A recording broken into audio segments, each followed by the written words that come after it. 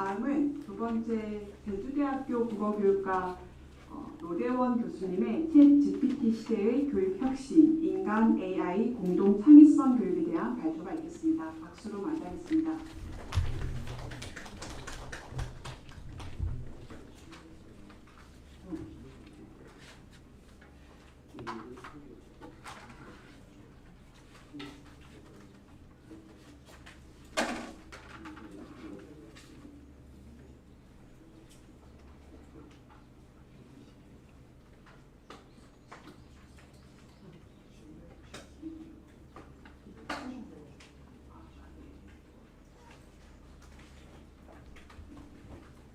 예, 안녕하세요. 예, 소개받은 노대원입니다. 저는 그 챗GPT를 활용해서 교육을 했던 제 사례들을 가볍게 그냥 말씀드리려고 합니다. 그래서 논문 발표라기보다는 가벼운 사례 발표니까요. 편안하게 들어주시면 좋을 것 같습니다. 네, 저는 국어교육과에서 가르치고 있고요. 문학평론가로 현대소설을 전공했습니다. 이제 SF 이런 장르들에 좀 관심이 있어서 자연스럽게 AI나 이런 새로운 기술들을 연구를 하고 있고요. AI 교육에 대해서 같이 공동으로 연구를 하고 있습니다. 그래서 이제 다양한 프로그램들에 관심이 있어서 학생들이 저한테 이제 기막힌 발상 이렇게 해서 큰 상을 줬습니다. 영광스러운 상입니다. 네, 감사합니다. 작년에 그 문해력 그 프로그램 EBS에 있었던 프로그램이 있었는데 이 프로그램의 마지막 회가 AI 시대의 인문해력 관련된 그런 코너였는데요. 그때는 이제 GPT-3였어요. 그 여름에 촬영을 할 때는 GPT-3로 한영훈이 써준 연애시 이런 것들이 가능해서 저도 깜짝 놀라고 다른 것보다 가장 큰 충격이 교육계에 있겠구나라고 해서 너무나 큰 폭탄이 떨어졌다라고 생각을 했는데 물론 그때는 아무런 반향이 없었습니다. 네. 그 뒤에 이제 11월 말쯤에 챗 GPT가 나왔는데요. 그래서 그 GPT-3 때는 사람들이 관심이 없다가 이 챗 GPT는 GPT 3.5 기반이라고 알려져 있죠. 굉장히 많은 열광을 하고 폭발적인 관심을 갖게 됐더라고요. 그래서 이게 이제 사용자 경험이 굉장히 좀 편리하게 돼 있고 챗봇 스타일이고 그래서 앞서 교육공학회가 이제 제주대에서 지금 진행되고 있는데 거기서도 그런 발표가 있더라고요. 이 대화 기반의 교수학습을 할 때 굉장히 효과적이다라고 했는데 그런 측면에서도 그렇고 이런 AI를 사용할 때도 훨씬 더 편리하게 사람들이 관심을 갖게 된 것 같습니다. 그런데 이제 대부분 학생들이 숙제를 대신해 주는 걸로 할까봐 우리가 좀 많이 걱정을 하죠. 지금부터 굉장히 좀 빨리 진행하겠습니다. 슬라이드가 많아서요. 그래서 이제 우리가 숙제를 내줄 때 평가를 할 때 교육적인 어떤 그 가치나 의미 이런 것들을 생각하면서 했는데 지금은 AI가 이걸 대신 해줄 수 있을까? AI 면역을 생각하게 됐다라는 거죠. 그래서 그 옆에 보면은 이렇게 이 과정들을 이게 AI의 면역이 되어 있는가 이런 것들을 하고 실제로 챗GPT를 돌려보기도 하고 이런 무수한 과정들이 필요하다라는 그런 도표인데요. 그래서 우리의 그 교육 평가 방식도 달라질 필요가 있다라고 생각이 듭니다. 그래서 이거 이제 GPT-4가 알려준 방식으로 표를 그려주거든요. 표 형식으로 그려줘라고 하면 표를 그려주는데 이 그대로는 아니고 제가 이제 표 형식으로 나온 거를 약간의 슬라이드 디자인을 한 것인데요. 과정 평가라든가 포트폴리오 이런 것들이 늘 의미가 있다라고 우리가 다 알고 있는 것인데 더더욱 중요한 그런 시대가 됐다라는 것이죠. 이를테면은 이제 제가 수업 시작하기 전에 그 과제를 한번 테스트를 해봤어요. 그 전에는 그냥 독후감을 내주면 됐지만 지금은 이제 예를 들어서 토머스 모의 유토피아 이런 것들은 워낙 많은 데이터가 있죠. 거기에 대한 2차 텍스트, 3차 텍스트 워낙 많은 텍스트가 있으니까 거기에 대해서 독후감을 써줘라고 하면 금방 나올 것이 뻔하니까 그런 과제는 일단 제꼈습니다. AI 면역에서 이건 이제 면역성이 없다라고 본 거죠, 제가.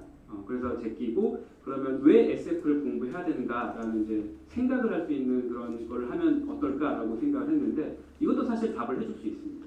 그래서 몇 가지 이제 제가 몇 가지 과정들을 거쳐서 개인적 체험과 고유한 깨달음을 강조해라. 그래서 여러분의 전공, 진로. 근데 사실 이것도 가능해요. 예를 들어서 내가 영문학과 학생인데 그런 것들 넣어줘라고 하면은 나는 이제 영문학을 공부했는데 어떤 그 SF 그 아시모프 소설을 읽고서 거기에서 너무나 재밌어서 관심이 있었고 SF를 공부하게 됐고 여기서 나는 어떤 것들을 하겠다라고 써줍니다.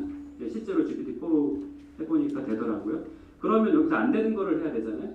이제 안 되는 게 이런 거죠. 연구서나 학술 논문을 직접 인용해봐라라는 거. 물론 이것도 해줄 수 있는데 아까 말씀하신 것처럼 할루시네이션, 환각이 있어서 그럴듯하게 해주고 엉뚱한 거를 보여줄 수 있기 때문에 여기서는 체크가 가능한 거죠. 이것은 아직은 안 되는 거죠. 근데 이것도 물론 이제 금방 가능하겠죠. 어렵지 않게. 그래서 그리고 그 다음에 저는 이제 사용하라고 했습니다. 뭐 사용하고 싶은 사람은 사용해도 좋다. 근데 어떻게 무엇을 사용했는지 프롬프트와 함께 구체적으로 밝혀라라는 것이죠. 그래서 적어도 뭐 자기 이건 이제 챗GPT로 돌려서 나온 결과라고 해도 자기 전공에 특화돼서 글쓰기를 할 것이고 한 번 더 생각할 수 있게 하고 또 도서관에 가서 혹은 뭐 논문을 검색해보고 이런 과정을 거칠 수 있게 디자인을 한 거죠. 자, 그래서 지금은 이제 AI와 함께 창의성을 혹은 어떤 생산적인 작업을 할 수 있는 그런 시대가 됐다. 그 교육도 그렇게 바뀌어야 된다라는 것이죠.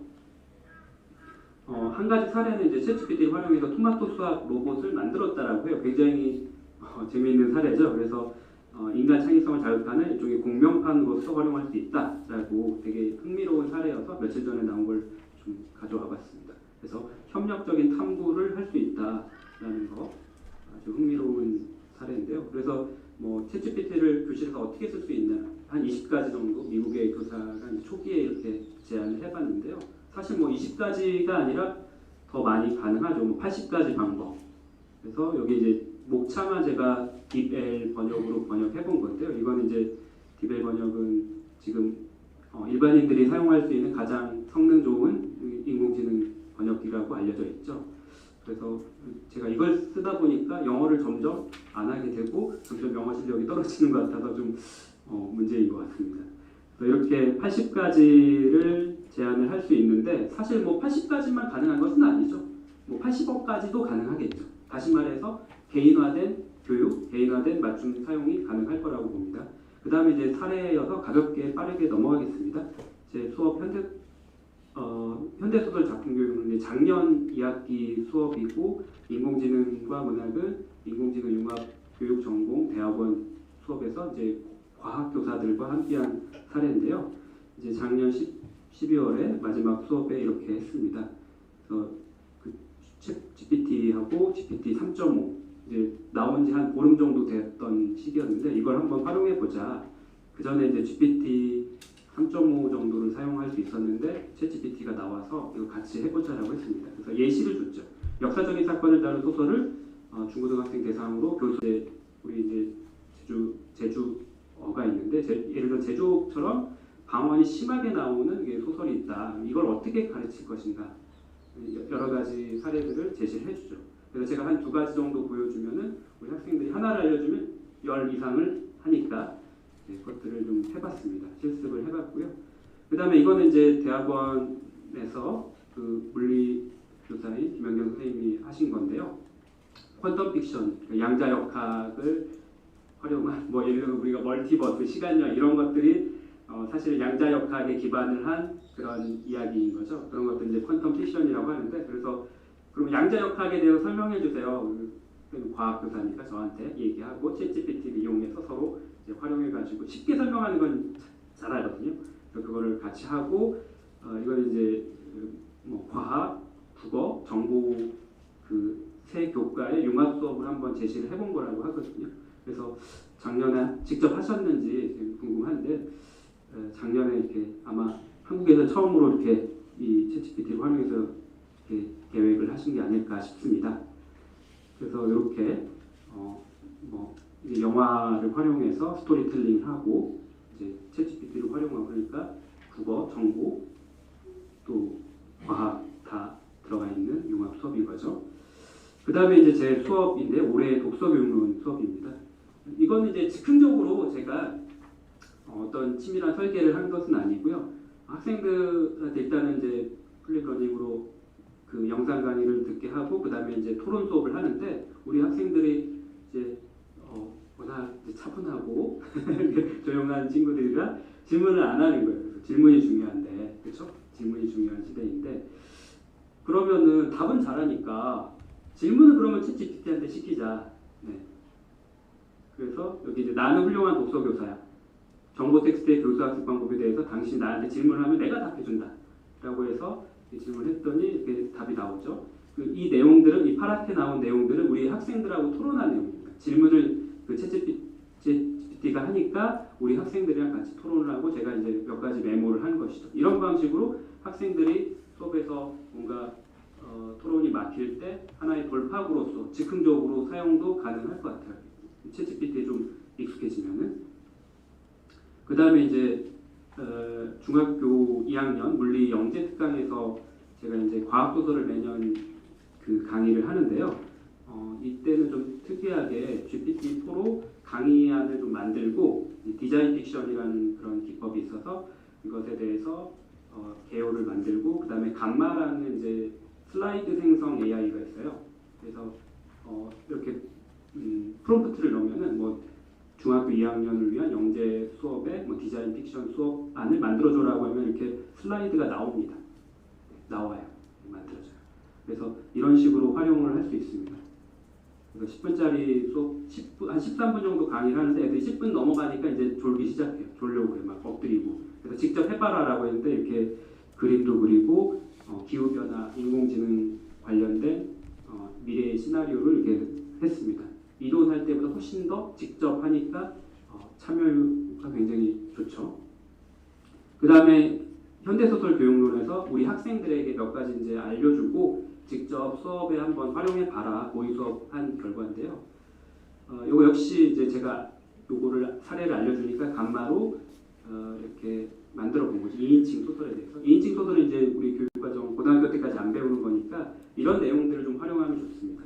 근데 이걸 사용하고 감마 AI를 사용해보고 장단점을 이렇게 체크했는데 이게 참 좋은 것 같아요.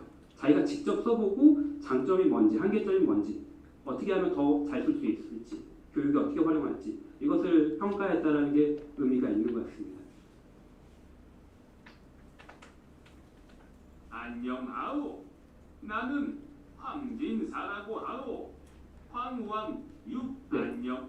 요거는 이제 그 화랑의 후예라는 소설에 나오는 캐릭터를 학생들이 캐릭터 특징을 이제 프롬프트로 넣어가지고 그걸 이미지 생성을 한 다음에 동영상으로 만든 거예요. 그래서 몇 가지를 알려주니까 이렇게 만들었습니다. 그러니까 수업 시간에 활용할 수 있는 거죠. 그래서 그 소설의 주인공의 얼굴을 한번 상상해서 그려봐라고 하는 학습 활동을 할 수 있지만 이제 그림을 잘 그리는 친구들은 잘 할 수 있지만 또 못하는 친구들은 좀 어렵겠죠.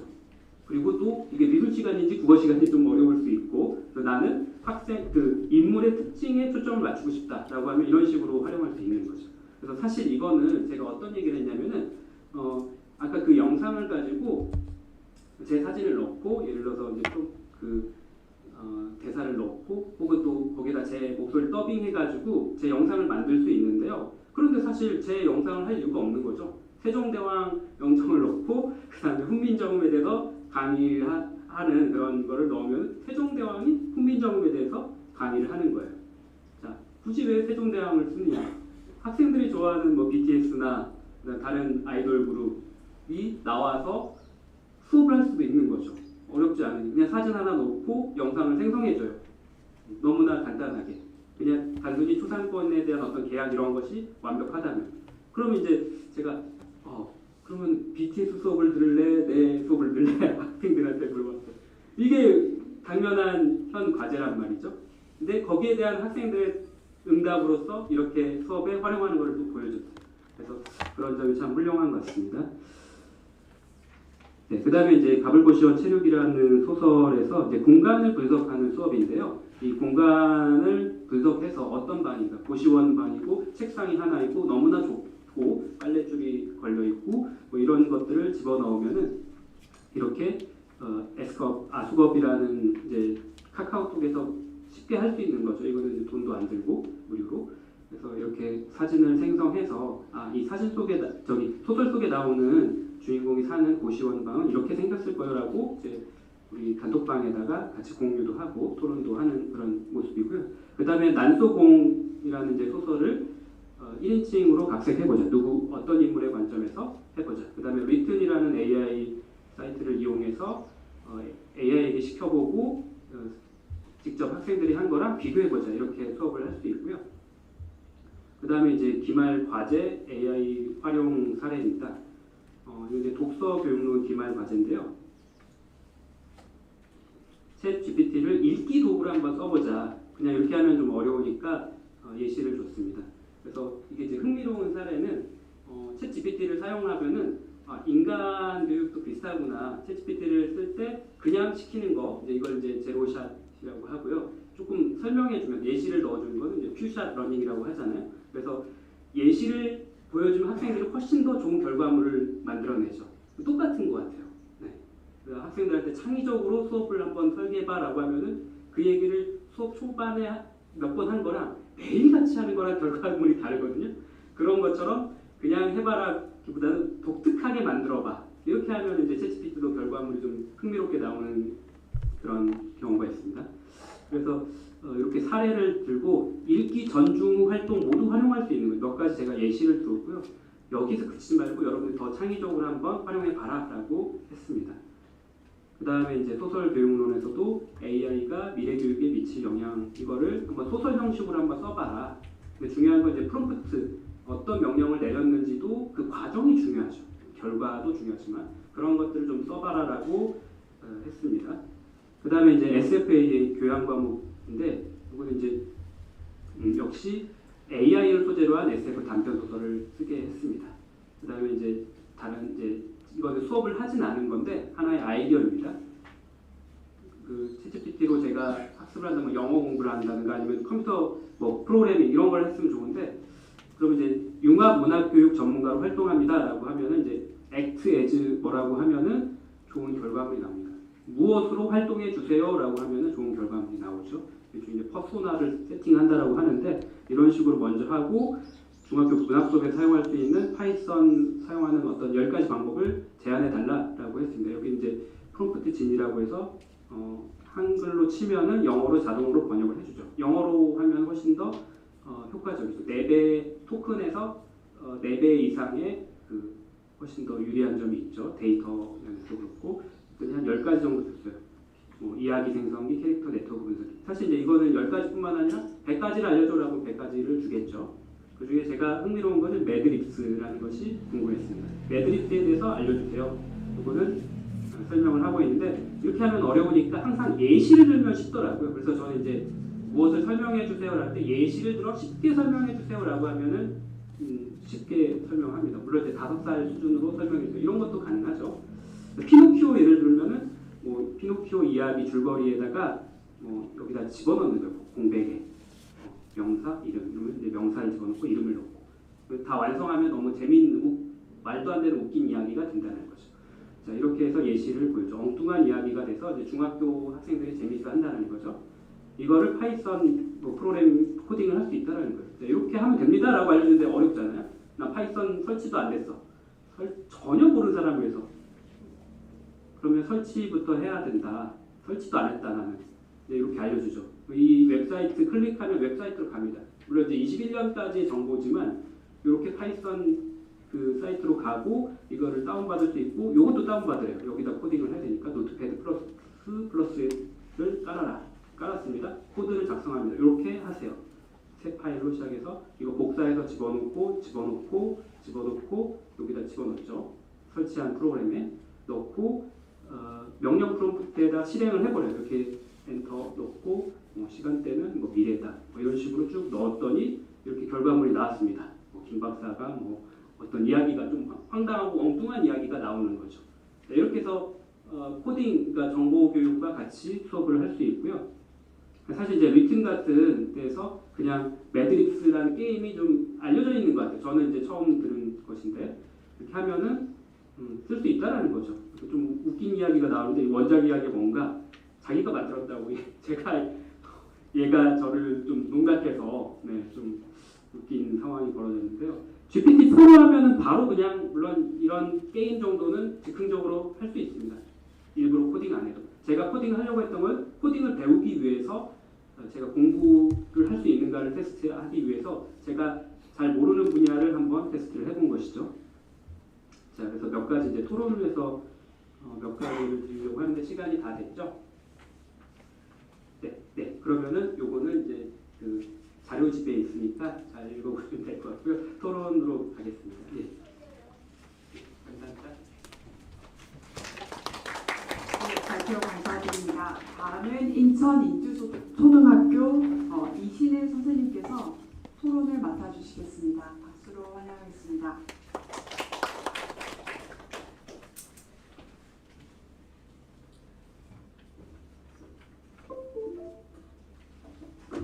마이크로폰 소리가.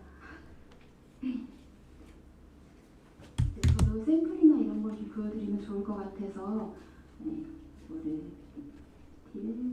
화면 공유를 다시 하겠습니다.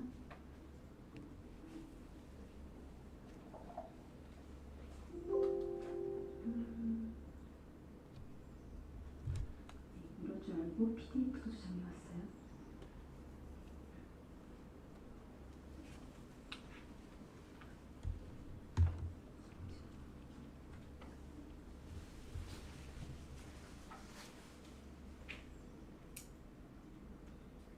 제가 버벅이는 게 아니라 컴퓨터가 버벅이는 겁니다.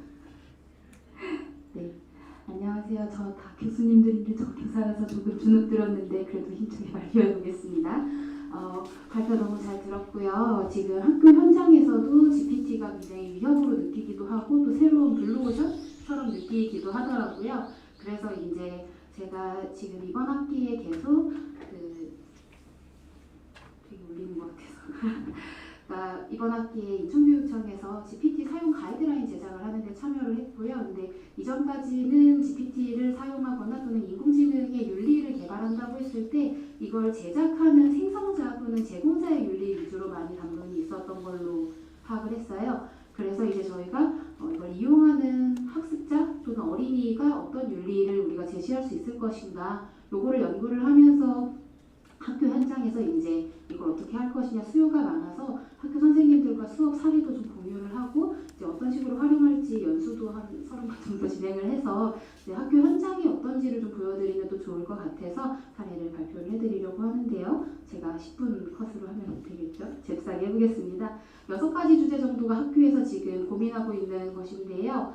일단은 인공지능을 활용한 교육 위주로 많이 이루어지고 있는 것에 대한 조금 의식이 생기고 있거든요. 저희가 피아노를 가르친다고 했을 때 피아노가 어떻게 작동하는지를 알아야 피아노를 칠 수 있게 되는 건 아니잖아요. 그런데 인공지능 교육이 마치 그것과 같은 맥락으로 좀 이루어지고 있는 것이 아닌가? 이런 부분을 좀 이야기가 나오고 있습니다. 초등학교, 중학교, 고등학교 선생님들과 함께 이야기를 했을 때요. 그래서 인공지능을 가르치는 교육이 함께 좀 수반되어야 되는 것이 아닌가? 그래서 윤리 가이드라인의 필요성이 거기서 나오게 됐습니다. 그리고 이제 그 공론장의 훼손과 같은 문제들이 학교 현장에서도 저희가 이제 또 사회파 교육 학회니까 민주시민 사회 또 이런 시민의 공론장 이런 것이 어떻게 생성형 인공지능을 통해서 좀 위협받을 수 있는가 이런 얘기가 됐고요. 그리고 제가 노대현 교수님 발표 전 되게 재밌게 봤는데 인공지능을 가지고 예술을 하는 것에 있어서 초등학생들이랑도 수업을 했을 때 이제 그것을 예술이라고 볼 수 있을 것인가? 창의성을 자동화한다는 말이 저는 되게 재밌었는데 이거 다른 부분에서 봤던 거라서 그런 부분들을 학교에서 우리가 아이들에게 어떻게 재개념화를 하게 할 것인가 그런 것들이 어른들끼리 얘기하는 게 다가 아니라 그러니까 기술이 어렵다 보니까 이건 어린이가 이해하기 너무 어렵다 청소년이 아직 접할 수 없는 문제다로 착각을 하시는 것 같아요. 현장에서 느끼기에는. 그런데 저는 되려 디지털 네이티브이기 때문에 훨씬 더 기민하게 반응하는 것들이 있고 그래서 이들이 이해할 수 있는 단계로 교육 제공자가 무엇을 재구성해서 보여줘야 하는가 해서 이제 제가 이번 학기에 정문성 교수님이랑 같이 인공지능 가지고 어떻게 교육할 것인가 좀 구조화를 해보려고 해서 그거 포함해서 빨리 안내를 드릴 텐데요. 여기서 제가 주로 보고 있는 것은 고정관념의 가시화입니다. 방금 노대현 교수님 앞에 이제 교수님께서 발표해 주신 것도 인상 깊게 들었는데 거기서 미인대에서 나온 산출물들이 굉장히 동일하게 제공되는 것들, 사실은 그 인공지능이 데이터가 학습된 걸 바탕으로 산출물을 내놓기 때문에 인간 사회의 어떤 고정관념을 그대로 다시 투영하는 거울처럼 기능하는 것들이 수업 자료로서 어떻게 기능할 수 있는가, 이런 것들을 좀 볼 수 있을 것 같습니다. 그래서 창작을 대상으로 할 때 굉장히 효과적이라고 생각했는데요. 그러니까 방금 발표에서도 들으셨겠지만 할루시네이션이라고 하는 환각 현상이, 그러니까 GPT가 거짓말을 하는 것이라고 볼 수 있는가도 조금 논의의 여지는 있지만, 우리가 가짜 정보를 판단할 수 있는가에서 수업이 좀 많이 걸려 넘어지거든요. 이렇다고 했을 때 이 부분은 절대 틀리지 않는다는 거거든요. 그러니까 구석기 시대가 점점 뒤로 밀릴 수는 있겠죠. 그런데 창작물에서 어떤 현상이 일어났던 건 절대 변하지 않는다는 거거든요. 거짓말은 거짓말이 될 수 없는 그런 부분들을 수업 사례에서 어떻게 볼 것인가 했을 때, 이제 제가 느낀 것은 현장에서 이제 공부하기가 질문하는 법 공부하기로 바뀌었다가 핵심이라고 보거든요. 어떻게 질문하게 할 것인가? 결국 그래서 저는 다시 한번 사회과 교육이 GPT에서 어떤 기능을 해야 되는가? 이게 되게 흥미롭게 느껴졌습니다. 그리고 이제 이것도 주요하게 선생님들께서 두려워하는 부분이거든요. 우리 다 잘리는 거 아니야? 라고 했을 때, 그래서 이제 자료들을 많이 찾아봤죠. 플라톤님께서 플라톤은 합의가 없었죠. 하지만 저도 독특했으니까 그때 이제 문자와 양피지의 발견 또는 발명, 이거를 두고 사람들이 생각하지 못하게 될 것이다. 하지만 그렇지 않았죠. 또 이제 계산기가 만들어졌을 때 우리가 다 이제 이거는 필요 없는 거야 했지만 또 그렇지 않다는 것이죠. 기술이 발전함에 따라서 예를 들면, 그러니까 유화물감을 계속 발전해 왔는데요. 이게 아연으로 물감 케이스를 만들어서 튜브로 짤 수 있게 되면서 인상파화가들이 밖으로 나갈 수 있게 됐잖아요. 결국 기술은 예술과 함께 걸어갈 수밖에 없는 부분이 있고, 그래서 단순히 이게 우리 일자리를 다 뺏을 것이다 이렇게 굉장히 맹목적으로 두려워하는 식으로 교육이 이루어지면 안 된다는 이야기들이 오가고 있습니다. 그래서 실제 수업 사례를 좀 간략하게 보여드릴 수 있을 것 같은데요. 아까 이제 맨 첫 페이지에서 보여드렸던 것처럼 인공지능을 가지고 교육을 한다고 했을 때 예술 분야 또는 이제 고정관념 가시화, 이 부분을 좀 다뤄보려고 하는데요. 이걸 이제 어린이들과 제가 수업을 했던 자료입니다. 그러니까 이미지 생성 인공지능에게 안경 쓴 사람을 포스터화로 그려줘라고 하면 남성 이미지만 쏟아져 나오는 것들을 볼 수 있습니다. 또는 결혼식 장면을 그려줘라고 하면 전통적인, 그러니까 여러 나라들의 그림이 나오지 않거든요. 서양화된 웨딩드레스와 턱시도. 그런데 이제 이거 뭐 우리나라도 이렇게 하니까 한국어로 요청해서 그런 거 아니야 해서 러시아어로도 해보고 힌디어로도 해보고 일본어로도 해봤거든요. 가장 비슷한 이미지가 계속해서 나왔습니다. 또는 개걸스럽게 식사하는 사람의 그림을 그려줘라고 하면 남성 이미지하고 여성 이미지가 다르게 생성되는 게 보이는데요. 최근에 이제 먹방 이미지 같은 것들이 학습을 했겠죠. 그럴 때 여성 BJ들이 굉장히 포르노화된 이미지를 제공을 하고 있고, 그런 것에서 학습된 것들, 그러면 이 이미지들은 어디서 출처를 가지고 올 것인가? 선생님들 다 저보다 똑똑하시니까 아마 유디트 그림 아실 걸로 알아요. 목을 자르는 그림이죠. 근데 그 그림이 여성 화가가 그렸을 때와 남성 화가가 그렸을 때 그림풍이 굉장히 다르거든요. 그러면 이 인공지능을 창작의 주체라고 봤을 때 이들이 뭘 생각하게 할 것인가? 얘네가 어떤 베이스를 가지고 이런 산출물을 내놓았는가? 이런 고민을 하게 만드는 것이 저는 인공지능 교육이라고 생각을 했고, 그래서 윤리 가이드도 좀 이런 식으로 저희가 사회과에서 논의해 볼 수 있을 것 같습니다. 그리고 이제 생성형 인공지능의 시대에서, 이거는 뉴욕타임즈에서 이제 올 초에 기사가 나왔었는데요. 민주주의가 어떻게 하이제킹 당할 것인가? 기사가 있었거든요. 그러니까 이런 인공지능이 민주주의를 어떻게 공론장을 훼손하게 되는가? 요거 수업을 어떤 식으로 진행을 하냐면요. 아이들에게 기사를 한 편을 기사를 줍니다. GPT로 만든 기사였는데요. 어떤 주제였냐면 여름방학을 6월부터 하는 건 어떨까에 대한 기사였어요. 그거를 읽고 아이들이 의견을 쓰게 하는데요. 그냥 의견을 쓰게 하는 게 아니고요. 또 마찬가지로 인공지능을 통해서 만든 댓글을 아주 많이 제공을 했습니다. 그리고 그 댓글을 읽은 다음에 너희는 이 기사에 대해 어떻게 생각하니? 요 샘플이 있고요. 하나는 그런 기사 댓글이 하나도 없는 집단을 2개로 나누어서 분류를 했을 때, 앞에서 기사는 아이들이 가짜뉴스가 있다고 생각해서 비판적으로 보는데요. 의견은 가짜가 아닐 수 있다고 생각하거든요. 확 쏠리는 것들. 어른들도 마찬가지잖아요. 사실 댓글로 쭉 내려가서 보니까.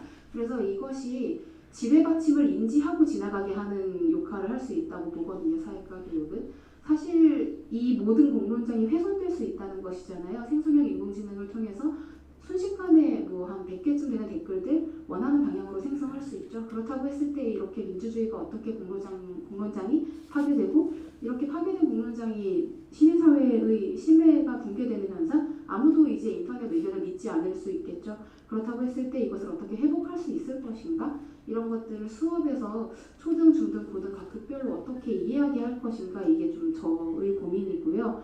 그리고 이제 교수님 것을 이제 읽으면서 예술 내용이 많아서 이런 질문들을 좀 같이 좀 생각을 해보면 좋을 것 같아서 주르륵 들고 왔는데, 이걸 다 읽으면 저희가 저녁 식사가 늦어지니까 이런 식으로 네, 저는 이 세 번째가 좀 많이 생각을 많이 해봤거든요. 이제까지는 우리가 기술이 발전하면 소위 말하는 3D 업종이 대체가 될 거라고 생각했었죠. 사람들이 다 로봇이 그런 하층 노동자들을 대체할 것이라고. 그런데 GPT는 소위 말하는 전문직을 대체할 것 같으니까 굉장히 요란스러워지지 않는가? 이런 것들, 왜 예술을 위협하는 게 문제가 되는가?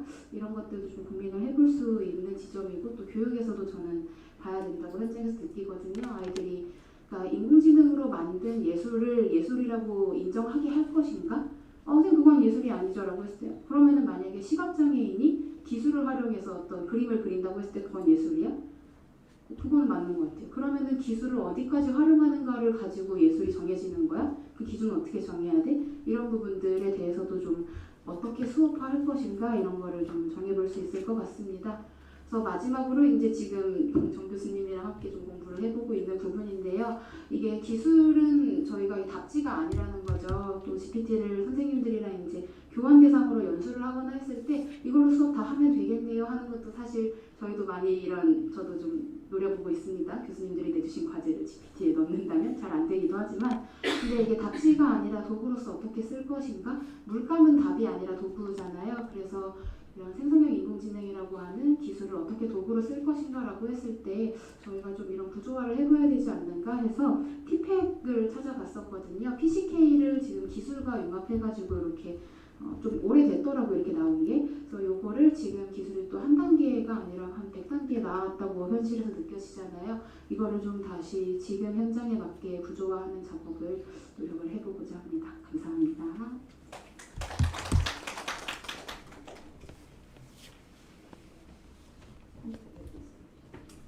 네, 토론 감사합니다. 혹시 노대원 교수님 발표에 대한 플로어에서 질문이나 코멘트 혹시 있으신가요?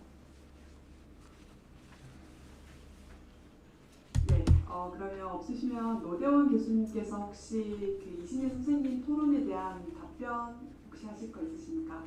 잘 들었습니다. 네. 네, 그러면 지금 3시 35분인데요. 15분 쉬시고 3시 55분에 3 발표와 4 발표를 듣도록 하겠습니다. 잠시 쉬겠습니다.